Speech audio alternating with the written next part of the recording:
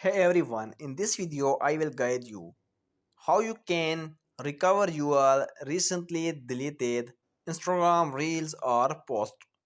If you have deleted your Instagram reels or post by mistake and now you want to recover your post or reels or even your Instagram stories, you can recover it. So how you will do it? For that, just open your Instagram account and go to your profile. Now in your profile at the top right side, click on these three horizontal lines, and here you can see option called your activity. Click on this your activity. Now scroll down and here you can see option called recently deleted. Click on this. Now here you can see your recently deleted Instagram stories, reel or post. You will get here. So in order to recover it, just open it, click on this and open it.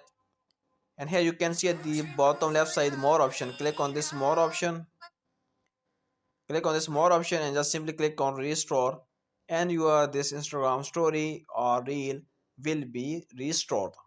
So this is the way how you can recover your Instagram story, reel or post that you have deleted recently.